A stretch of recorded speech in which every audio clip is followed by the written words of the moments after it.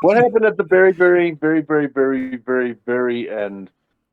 Because I was a little behind, so I was watching it on DVR instead of live, and it cut off like when the Bucks and them were out. They're talking shit. We'll explain it in a moment. I mean, we can explain it now with our Either marvelous or, I don't shirts. care. The team they're fighting came out. Yeah. FTR came out, then they brought out their first partner, who was Eddie Kingston, and then they brought out their last partner, who was Bryan Danielson. Mm-hmm.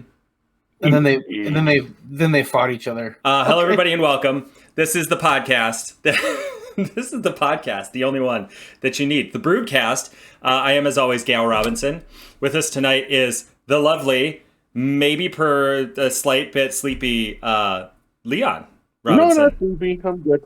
Okay. Leon's good. He does look wide awake. He does look wide awake. You do have an energy drink, so if you're not awake now, you will be shortly. And also with us tonight... It contains 0% juice. Thank God.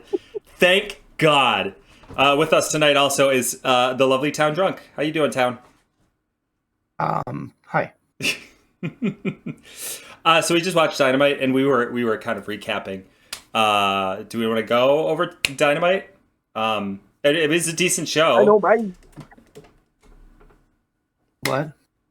He said Dynamite. Okay. Like from the show? Not from this show, but from the other show. I got it. Okay. What stuck out to you both? Like, what moments stuck out? I like that they're using Pac. So do I. I like that. I like that a lot. It kind of felt like a holdover show, to be honest. Like, it was a fine show, but like nothing shocking happened except with the Mogul Embassy. I'm a little irritated about that, but also not at all surprised. Weird. Felt weird. It felt weird. Stupid. Mm-hmm. It felt stupid. Yeah. It felt like it wasn't. It felt like it wasn't needed. I get why they did it though, because Swerve is such a baby face and that group isn't. But like, are they And coming out without Nana was weird too. Mm-hmm. I'm assuming Nana's staying with them because they get way too much out of the entrance. You don't know. So We don't know. are those guys? Are those guys just going to be heel and by themselves? Are they going to be with Christian? Because Christian's group, you can't just keep piling people into that. Yeah, and the other issue with that is they already merged the Mogul Embassy. Like, that's already a merging of two groups. So like, it's also weird to like pull. Pretty much just back to being the embassy now. Yeah, that's true. Yeah. The Mogul is gone entirely at this point. Maybe they go back to being the embassy, but they need a mouthpiece. Who the hell's going to be their mouthpiece? I mean, it might be Nana. It's feasible. Like this whole time. I mean, yeah, like as much. I apologize, but like as much as he needs, or they're making money with all the stuff with Swerve. I mean, those three need a mouthpiece. Yeah, that's none of those. That's an understatement. That's a complete understatement. Nobody in that group is a real good talker. I don't know. So I think Leon's hitting the nail on the head.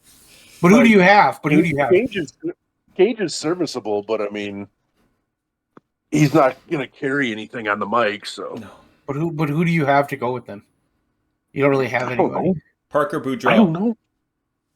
Does he still have a job? No, he doesn't, and also not a mouthpiece. Yeah, for fuck's sake, Jesus. I have been thinking, because you have been talking about how you think they're going to do Swerve and MJF. Or no, you said Swerve Osprey, but a while ago you said Swerve and MJF, and you were like, who's going to be the face? Who's going to be the heel? Or how are they going to turn Swerve? Because they're both faces. And I kept thinking that they were going to have Swerve turn on Nana. Because that's like perfect. Because Nana is like... Nana is universally beloved. But I could see it going now the other way, where Nana goes back to the embassy. It is his, like, the embassy is his baby. It's a really interesting one though, because at the same time it could be. I just think that there's too much like goodwill and money, and Swerve and Nana are fucking incredible together. Let's not kid ourselves. They are an amazing pairing. So I look at that and I go, man, are they going to split them up and they're going to put Nana back with the embassy? Because that feels like a big step back for Nana. Because then he's just doing what he did before, and the embassy didn't That's a good really point too. do very much before until Swerve got involved. And when Swerve and Nana got together, that was a moment where it was like, boom, here it goes. Well, they didn't do very much in AEW. They were pretty big in ROH, so I think maybe that's what they're going for. They're going to bring them back as a trio and just have them murk people. Because I could see that too. I like all three of them. I think they're all really good, and I think they bring a different element to AEW that they really don't have. Mm-hmm. They're bigger dudes. They have more of an impact. They're just impact guys, and they don't have a lot of that. So that's not the worst idea. I look at that group and I'm like, okay, if you want your group to get over, you got to have a charisma guy that's really like a star, and they're three big dudes who can beat the shit out of you, which is great. And in AEW, there's not a lot of it, but there isn't one that I look at and go, well, that could be the star that picks the whole thing up. Yeah. So. Yeah, I don't know. A lot of unanswered questions. Yeah. I wasn't a huge fan of that, though. Yeah. I'm not sure how I feel about the Christian Cage Swerve feud all around. I love Christian and I love Swerve, but it's just kind of like I feel like kind of like the biggest face and biggest heel in the company right now. It is, but it's not at the same time because it's not. They're just such different types of characters. Christian just lost his TNT belt and did nothing, and then came back right into a world title match. Yeah, and that's just kind of. They had that whole thing where they came to the back, and the EVPs were the ones that seemed to be orchestrating that whole thing. Yeah, fair. Yeah, very and good point. That's totally fair. That's totally fair. But the whole thing with that is like, to what end? Like, they don't want the world title on Swerve for whatever reason. Who are they going to put it on? And like, they're not going to put it on Christian. I can't imagine them doing that. Like, just like not like business wise. I just like kayfabe wise. Like, I can't see their characters wanting to put it on somebody that's not in their group. Are they going to put Okada right there and have him go for Swerve and be a double champ? I think we could merge another. I think the point. Yeah, I think the point of this. I think the point that you missed of this is Swerve insulted them, so they're gonna do something to get him back, and I think that's kind of their MO. I think they're trying to avoid. They're trying to avoid to be like the who evil booker that fucks everybody over on purpose and stacks the deck. I don't think they're trying to do that. I think they're trying to be. That makes sense. I just don't remember when did he do that to them. I forgot. Last week, I think, or the week before. One of the other. It was both because he said what they did was a bitch move. Yeah, that's what it was. Which was the nod tonight. And then they said that in the now it makes sense. I am watching this unfold with the Elite, and I think it's fucking amazing. I love what they're doing. I love the characters. I love the shots they're taking. I love the subtlety of what they're doing. I love it's so perfect because it's one of these instances where you can get heel heat with the fans that don't know shit, and you can get heel heat with those smarks. Mm-hmm. Like they all hate him. And that's a rarity when you get that kind of crossover. And it's true. It's working so perfectly because Leon, you're a CM Punk fan. You're not going to like him. You're still pissed about him getting fired, and it's the doesn't even matter about Punk. Yeah. I mean, they can make nice matches. I've never been a fan of the guys themselves. And that's kind of that fan base right now. The smart fans are hating on him because of the Punk thing, and some of them hated him before. That's totally fair. And the regular fans are just, these guys are doing shit. They did all this stuff. They're terrible. So it's a very unique situation because usually you have an MJF situation where the basic fans, the marks, so to speak, are like, well, he's a bad guy, I'm going to boo him. But then all the smart fans are like, oh, that's the fucking man. And that's not the case right now. Everybody hates him, so they've done a really good job with that, cultivating that, and taking a real thing and kind of turning it into that. Yeah. So I'm enjoying their characters. I think this is their best work. As much as I loved their last heel turn where they wore the crazy fucking outfits all the time, I think this is better. I think this has more, because they're wearing such fucking, conservative blend-in outfits now. Yeah. Well, they're not as goofy as they were. It's they're true. Not as goofy as they were. And they wrestle in pajamas, which just, yeah, I love it. Sounds amazing. Sounds amazing. Yeah, I think that has potential. Mm-hmm. I think they just need to kind of ride that out right now and let things kind of take place. The thing that I love about that is they have all of these guys who can come into this feud, and just like they have all of these guys who can come and face the EVPs and like go toe to toe with them, but a lot of them are out injured. So we're not sitting there on our hands going, when are they going to fight Kenny Omega? When are they going to fight MJF? Because these guys are out injured. So we just got to wait for it. And in the meantime, we're just having more feuds where the EVPs are getting more heat. The Elite and they're getting built up, which I think is the key. Yeah. Mm-hmm. Yeah. I do very, very much tonight in particular appreciate their characters right now because they are very much leaning into that. Well, you hate us, so we're going to do the things on screen that you hate us for. But it's working. It's working so well. It is. It's working so well, and I think an important thing, and I think a thing that got lost at some point in the mid-2000s into the early 2010s with WWE was the heels like never got outsmarted. The heels never lost or anything like that. It was like the authority with Triple H and Stephanie McMahon. They always were a step ahead. They always made the babyface look stupid. Mm-hmm. And the Bucks don't do that. The Bucks are totally fine looking completely stupid. Mm-hmm. And then when they look really stupid, they'll come out the next week and be like, well, they cheated or that didn't happen. And it's just the most perfect. Yeah. Yeah. It's such basic, like heel bad guy work, but it's completely a lost art because people just don't do that anymore. It's also they're also still like nodding back to like the kind of shit that WWE does.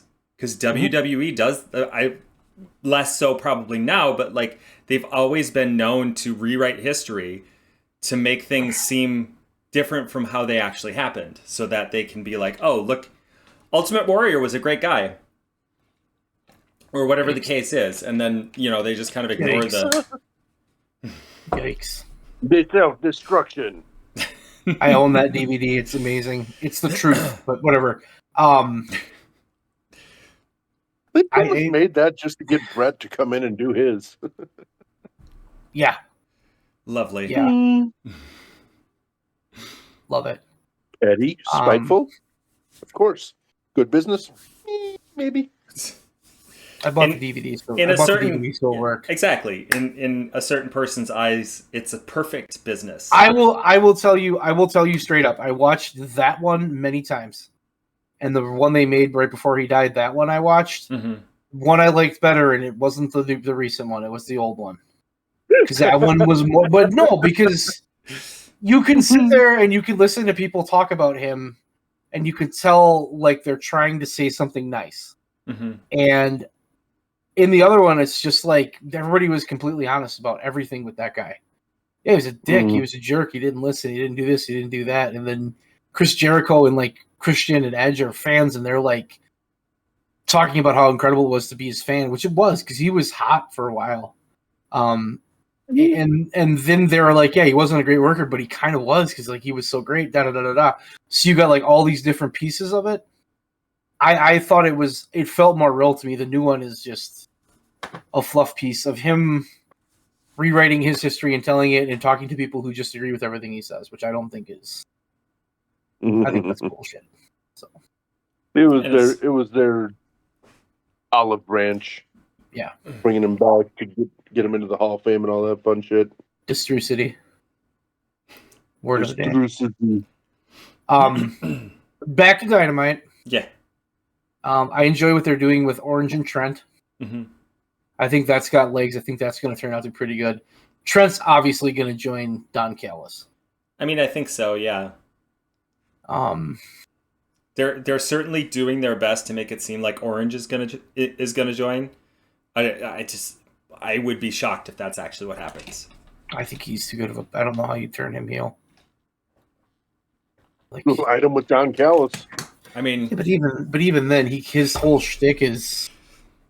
Does he act like he's excited about things then? Is that his heel turn? And like he cares about things then? Is that how he turns heel?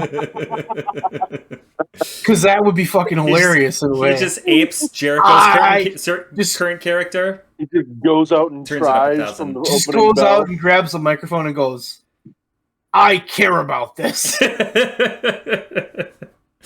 This is going to be good. This is important to me, and I have feelings that say I'm going to do this. I like that. Serena getting mic time was cool. Mm-hmm. I thought her promo was tough. I don't think she's a great promo. What's up, Leon? She said a curse.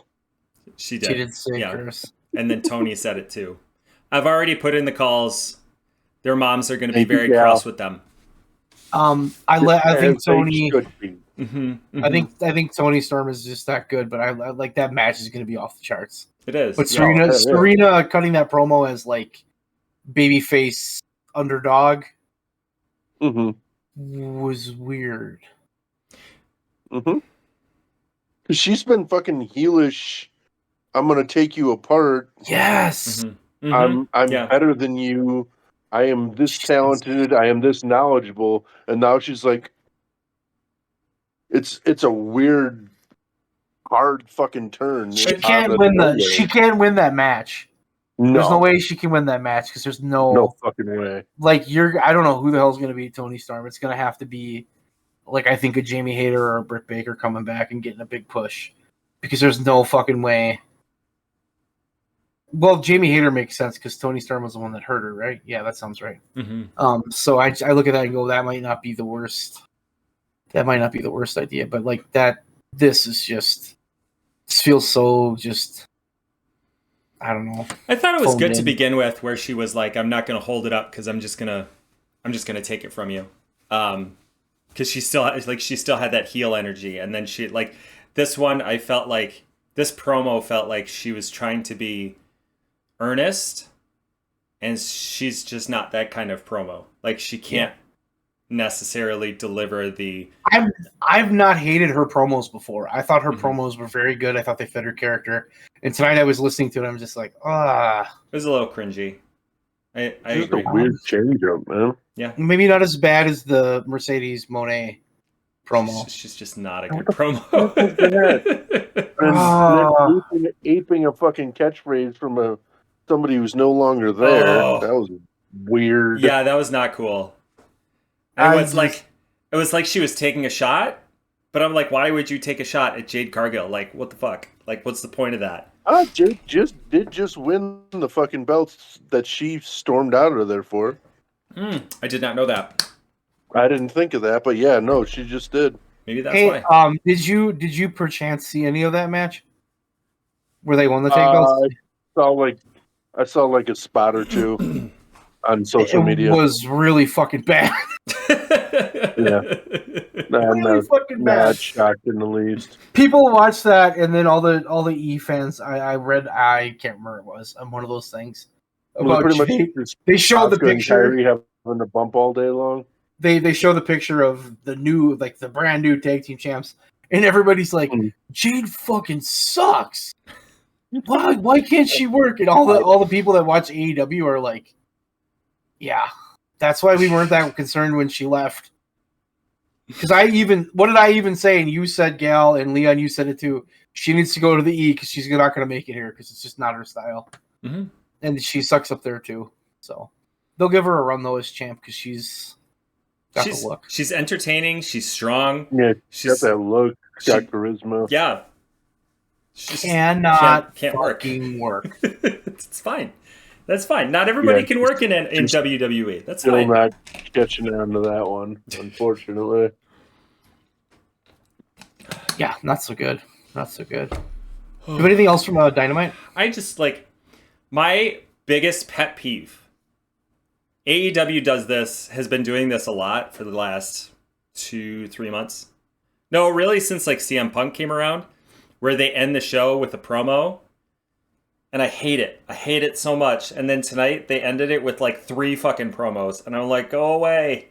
Just like end it with a match. I want to watch a match. And I figured that the show was done at the end of that match. I and know. Beat up, and then there's a promo, and then there's a backstage segment, and then we're coming out to the ring for a promo. I'm like, what the fuck? Yeah, I was expecting it to be done because it got done at like 9:10, 9:11. Mm-hmm. I was expecting it to be done way sooner. Cool, they're getting an overrun, but I'd rather see wrestling. I'd rather they not do overruns yeah, just to for do an overrun, overruns. or have it actually be something going on rather than just a couple of promos. Mm-hmm. Like, if you can have an overrun, make it worth a while. I think the bigger issue isn't the overrun, because the shit that was in the overrun wasn't bad. Well, yeah, I take that back. The Mercedes interview sucked, but you had to do it. The Edge thing, okay, whatever. I think the Bucks coming out, I think that was one of their big storylines. I think the issue is earlier in the show you could have easily taken away 10 minutes and kept this thing under 2 hours. Yeah. I think there was other stuff that could have got cut or trimmed down a little bit. You could have made that work. It sounds like they're doing an overrun just to do an overrun. Yeah, pretty much. Like it wasn't for any special reason or anything. But back in the day, I mean, when you had Raw and Nitro, they did overruns for the same damn reason, just to do an overrun. They were trying to overrun one another. We're going to go to 3 after. We're going to go to 7 after. We're going to go to 11 after. We're going to go to freaking 11:45. And fucking like WCW, I swear, every single fucking time was a cliffhanger. It's like, the NWO came out, and we got to cut the cameras. I want to know what happened, and then the next week nobody mentioned it. Overruns.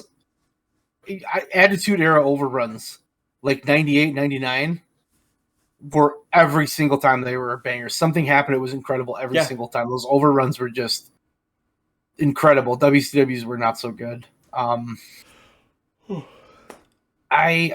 think they need to, I don't know.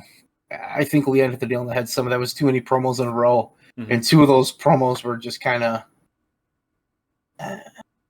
okay. It's just weird. The Edge thing could have very easily been, especially with how hard they've been. I'm sorry. It was just weird, especially with how hard they've been hammering the whole "this is where the best wrestle" thing. And then they end it with everybody's hammering that line. Okay, and then we end on 3 fucking talking segments. But one of the biggest criticisms that AEW gets is that they do too much wrestling and they don't do enough to build stories. So they're taking that time to build stories. So you can't have, and this is a huge problem. Like getting into the pulse of the internet wrestling fan base is what Leon just said. Completely, we're gonna get our shots there. Yeah, we're gonna get our shots. How do if we put on good wrestling matches, we piss you off. If we put on segments and don't put on wrestling, you get pissed for that too. So, like, what are we supposed to do? I love wrestling. I know, but I wasn't using you. I'm sorry. I'm being stupid. I was not using you as an example because I know you do. But like, that's the issue with those internet fan bases. They're so just dumb, and it doesn't get any better. And loud about it. Mm-hmm. Yeah, and I've seen some anti-WWE ones in like the past 3 days that are like, if you believe any of that, you're the stupidest person I've ever seen in my life. Triple H is failing us. Cody Rhodes is failing us as champion. Triple H is the worst booker ever. I'm like, what? What fucking planet are you on? He won Booker of the Year, didn't he? He had to have. Probably. I don't know. And he'll win it this year. Like, this year is his year. But they're just the things. Then I read a thing of the highlight for me this week was Danielson Ospreay was not a 5-star match. It wasn't that good. It could have been. It wasn't even good enough to be an opening match on Raw. Okay. But AJ Styles Cody Rhodes is a 7-star main event. And the guy really wrote this. Now, when the guy wrote this, wrestling memes 2.0. I'll call him out. I don't even give a shit. Don't remember the guy's name who wrote it, but he wrote it, and it was like one of those sentences that had the word "and" in it like 7 too many times. Okay, for reference, with grammar, if you're going to use the word "and" one time, if you're going to use it twice, you just need a whole new sentence, and don't worry about it; you'll be fine. I'm an educator. I gotta keep doing those things. Yeah. But he went on this rant, and he was like, he tried to point out his idea and this and that and da da da da. And I was expecting like all the comments are going to be just a fucking bloodbath of people arguing. And the first comment's like, "Hey, I'm a WWE fan. I don't really like AEW, but you're completely wrong." And then the next person down was like, "I think AEW is stupid, and I don't think they know what the hell they're doing, and I think Tony Khan's a piece of shit. But that match, that Danielson Ospreay match was so much better than this one." And like you keep going down the line, and everybody's like, "Yeah, I'm a WWE fan, and I don't really watch AEW, but I watched that. That was like one of the best matches I've ever seen." And I'm just like, okay, sometimes we can figure shit out. But people like that have those powers and kind of those groups, they just say stupid shit, and you just sit there like, what the fuck are you thinking? And that or Triple H has failed as booker. Yeah. I think a lot of that, the more that I see it, is just people, particularly on Facebook, I think it's just people like writing ridiculous, stupid opinions and putting them out there because it will get engagement. Whether it's good engagement or bad engagement, it doesn't really matter. Like Clickbait. Yeah. Fuckers. Sometimes I don't think so. Sometimes you look at the way they're written, and I don't know if anybody saw the main event between Styles and Cody. No. I'm assuming I didn't get a chance to watch the pay-per-view yet.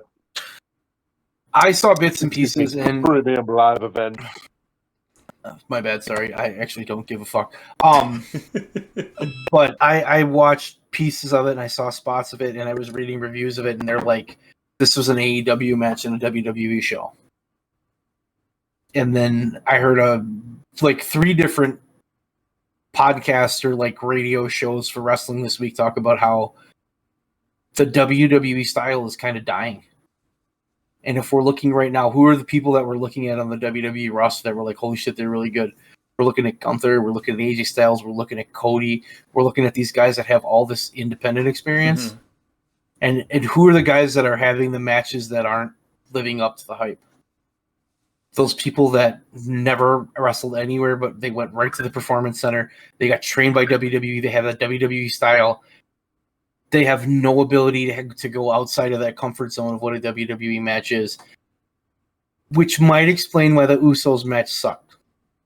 Potentially. Because I think that definitely could be part of it, because they're Performance Center guys. Mm-hmm. You know what I mean? They got hired and they went there. And other guys, they just can't have... And I think that's going to become a huge issue for them, because you can't have...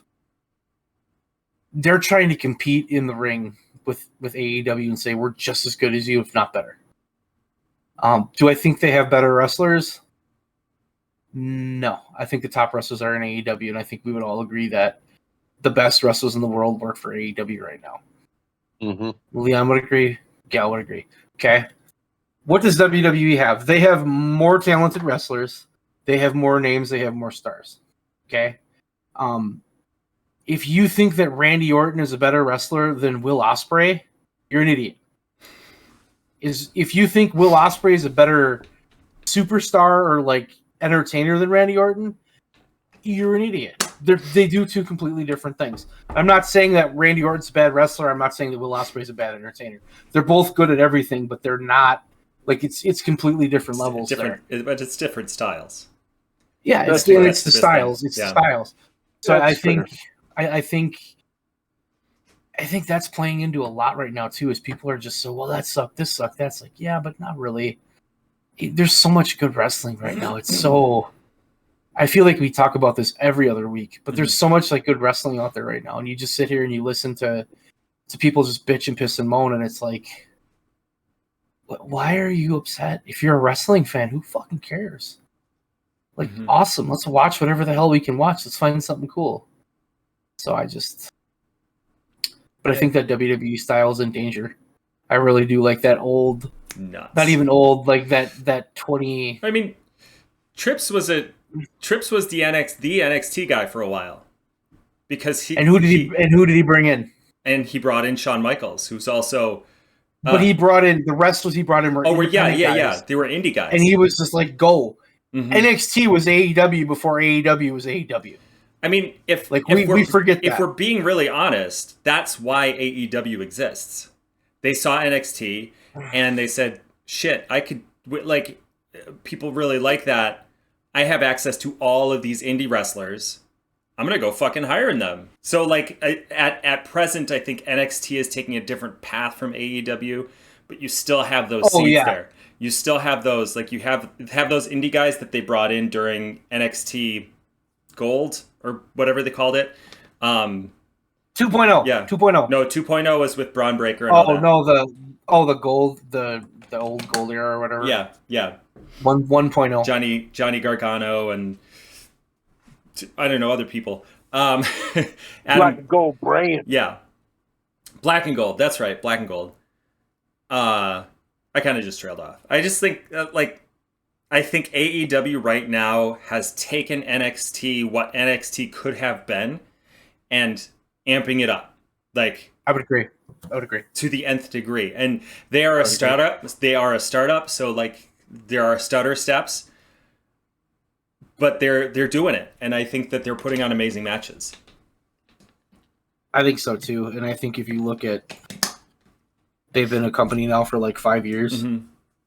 and the shit they've done in 5 years, never would have imagined that. Look how long it took WCW to become viable. Mm-hmm. WCW was fucking bad until they signed Hulk Hogan, and then they were still bad, but they had Hulk Hogan. And then they got they were be bad and have Hulk Hogan and make money. But realistically, did you guys and gals watch like 1994, 95 WCW? Can't say as I have. Not religiously. Okay. So you missed out. You missed out on the Hulk Hogan versus Dungeon of Doom feud. Oh shoot! I'm aware of it. I watched it in person in live time, like as it unfolded. Jesus. My favorite was when Hulk Hogan got attacked in the back by a lead pipe. They quote unquote broke his leg by a mystery attacker. He got hauled away in an ambulance. He had a main event match against Ric Flair for the WCW Championship and Clash of Champions. The same thing they did with Sting in '92. They rushed him back in an ambulance.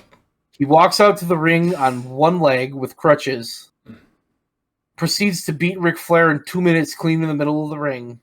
Oh my God. The masked guy comes out and jumps him again. He fights the masked guy off. He unmasks him.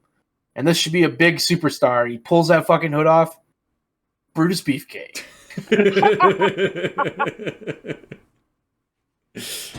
And then they main evented Starrcade. Oh, dear Lord. They main evented Starrcade. I totally thought you were going to say Frank Stallone there. No, it was worse. Oh, Brutus Beefcake. It's like WCW wasn't viable, and AEW has done way more shit than WCW did. And WCW had they had Ted Turner, they had that TV show, they had that backing, they had all that financial power. Not that AEW doesn't have financial power, and they have Turner, but it's not the same. They don't own them. They have money, but they're kind of doing their own thing. I just look at it and I go, they're doing amazing, and they're really good for the business. Mm-hmm. And they're why WrestleMania 40 was so damn good. Yeah. Other than Jade. Never mind about Jade. Carried the whole fucking show. Let's be honest. Everybody was waiting for Jade to show up. Just killed the whole damn thing. Yay, Jade! Oh, good Lord. I don't want to complain about fans anymore. Well, we're not complaining about all fans, and I think a large portion of that internet fan base is starting to come around to the fact that AEW's got some really good wrestling. You can watch more than one kind of wrestling. Yeah. It's a hard concept. And it's incredibly... It's not easy. It's incredibly frustrating to like sit there and read like WWE guys being completely dismissive of AEW and the other way around. Mm-hmm. So like I get Because I'm starting to see it on Reddit too. Like now that WWE is good, now the people are coming out and being like, "Oh, yeah, I bet you AEW is really pissed that CM Punk left." I mean, we're not. He needed to go. Like, he's doing good in WWE. Awesome. Good for him. Yeah. He's doing great. He never should have left. I mean, I think I said it. I said it and I meant it. He should have just stayed. The last decade really different. That's true. I don't agree with that statement because I think he left for a very good reason, and I think the shit he did outside of WWE helped his character. Oh, because you mean the place that he had to leave the place that was getting him sick and didn't take care of him and treated him so shitty.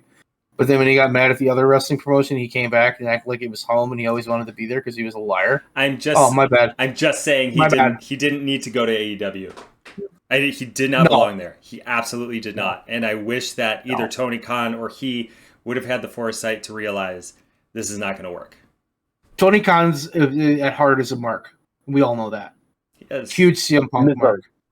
And CM Punk likes money. So when a guy has money, offers you a platform. What else are you going to do? What are you going to do? You're right. You're absolutely right. So, and he made a shitload of money. He made them money. He lost them a lot of money, but he made them money. And he got them ratings and he got them attention. I mean, when he debuted and then Danielson and pay attention to me. Fucking Adam Cole debuted, it looked like this was over. It looked like they could have went on Monday night and kicked WWE's ass. That's how everybody felt. Yeah. Wasn't the case. At that point, they could have. Wasn't the case. At that point, they could have. Maybe they still weren't pulling 1 million fans though. They would here and there, but not consistently. Mm-hmm. They just don't have the footprint, the global footprint that WWE has. Yeah. But they're doing good. 60 years or whatever. I mean, 40 years as a national plus company, so. Yeah. Jesus. 40 years of All right. So thank you very much, ladies and gentlemen. This has been the BREWDCAST. Took the words right out of my mouth. This has been Gal Townie said a no. And Town's getting completely erased from this episode. Bye, everybody. Are you recording right now? A little bit, yeah. We're going for some experimental camera work. We're stupid. Best shirt ever. False. Best shirt ever. False. Best AEW shirt ever. False. That one's good. This one's better. False. Correct.